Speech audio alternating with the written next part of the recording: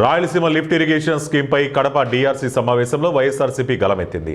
Incharge మంత్రి సవిత అధ్యక్షతన జరిగిన డీఆర్సీ సమావేశంలో ఇరిగేషన్పై ఎంపీ వైఎస్ అవినాష్ రెడ్డి, ఎమ్మెల్యేలు, ఎమ్మెల్సీలు ప్రశ్నించారు.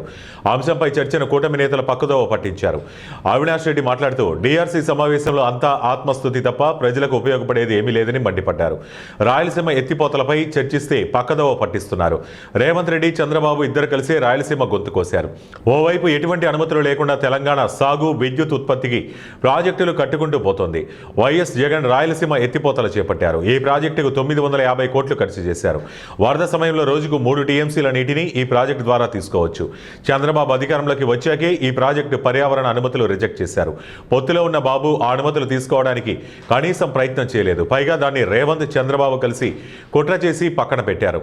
సీమకు హక్కుగా రావాల్సిన 111 టీఎంసీల నీరు రావటం లేదు. ఆయన చంద్రబాబు పట్టించుకోవటం లేదు. పైగా ఈ ప్రాజెక్టు నిరర్ధకమని ఇరిగేషన్ మంత్రి మాట్లాడడం విడ్డూరంగా ఉంది. 800 అడుగుల్లో మనము నీళ్లు తీసుకునే అవకాశం ఈ ఒక్క ప్రాజెక్టు వల్లే వస్తుంది.